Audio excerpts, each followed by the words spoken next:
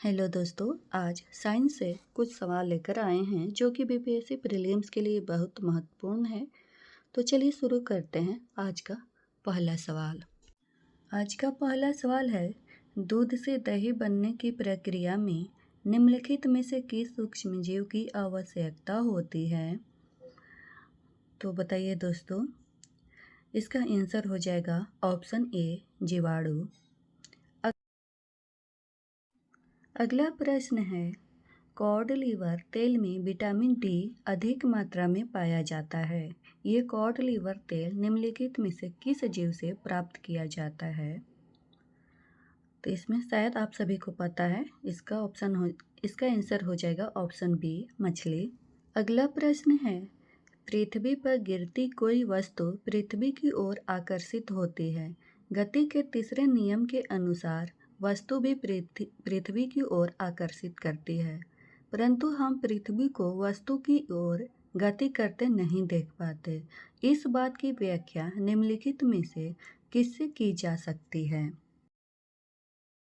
इसका आंसर बताइए आप सब। इसका आंसर हो जाएगा गति की द्वितीय नियम, ऑप्शन बी राइट आंसर हो जाएगा। अगला सवाल है, निम्नलिखित में से कौन सा दाब का ईसाई मात्रक है? तो बताइए दाब का ईसाई मात्रक क्या हो जाएगा? इसका आंसर हो जाएगा ऑप्शन ए, दाब का ईसाई मात्रक न्यूटन प्रति वर्ग मीटर होता है। अगला सवाल है, कागज की एक शीट तथा एक पत्थर को एक साथ समान ऊंचाई से पृथ्वी पर छोड़ने पर निम्नलिखित में से क्या होगा? इसका आंसर आप लोग बताइए, इसका आंसर कौन सा होगा? इसका आंसर हो जाएगा कागज पर लगने वाले घर्षण के कारण वह पत्थर के बाद जमीन पर पहुंचेगा। ऑप्शन बी राइट आंसर हो जाएगा। अगला सवाल है, रेत में खड़े होने पर किसी व्यक्ति के पैर रेत में धंस जाते हैं, लेकिन लेटने पर उसका शरीर अपेक्षाकृत कम धंसता है, क्योंकि? इसका आंसर बताइए आप लोग। इसका आंसर क्या होगा बताइए। इसका आंसर हो जाएगा ऑप्शन ए, बल योग पृष्ठ का क्षेत्रफल और व्यक्ति का भार दोनों घट जाते हैं। अगला प्रश्न है, किसी तीर के एक सिरे को धनुष की तनित डोरी पर रखकर खींचने से उसमें ऊर्जा संचित हो जाती है। यह ऊर्जा क्या होती है? यह ऊर्जा स्थितिज ऊर्जा होती है। तो ऑप्शन बी राइट आंसर हो जाएगा। अगला प्रश्न है, निम्नलिखित में से कौन परमाणु सिद्धांत के प्रस्तुतकर्ता के रूप में जाना जाता है? तो बताइए, इसका आंसर हो जाएगा option B John Dalton. Option B right answer हो जाएगा। अगला सवाल है, दो परमाणुओं को समस्थानिक कहा जाता है यदि उनकी परमाणु संख्या समान परंतु द्रव्यमान संख्या भिन्न हो। ऑप्शन ए राइट आंसर हो जाएगा। अगला प्रश्न है, निम्नलिखित में से कौन प्रोटीन संश्लेषण से संबंधित है? तो बताइए आप लोग, इसका आंसर क्या होगा? इसका आंसर हो जाएगा ribosome. Option A right answer हो जाएगा।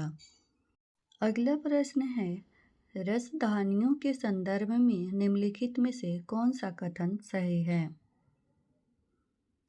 तो बताइए, इसमें से कौन सा आंसर हो जाएगा?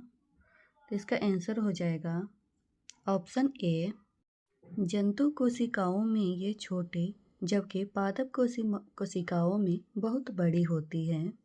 ये आपका राइट आंसर हो जाएगा। अगला सवाल है, निम्नलिखित में से कृत्रिम उपग्रहों में से कौन सा भारत द्वारा प्रमोजित पहला उपग्रह था? ये इसका आंसर बताइए कौन सा हो जाएगा? इसका आंसर हो जाएगा ऑप्शन ए आर्यभट्ट।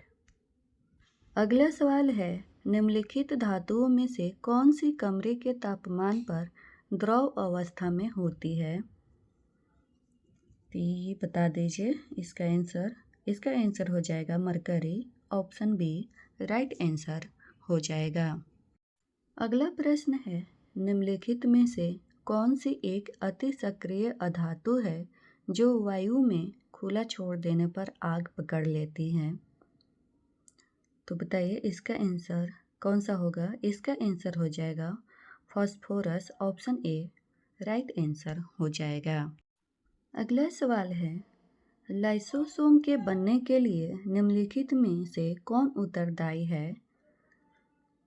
तो लाइसोसोम बनने के लिए कौन उत्तरदायी है? तो बताइए आप लोग। इसका आंसर हो जाएगा गोल्जी उपकरण। ऑप्शन बी राइट आंसर हो जाएगा। जानकारी अच्छी लगी होगी तो लाइक ज़रूर करिएगा। धन्यवाद।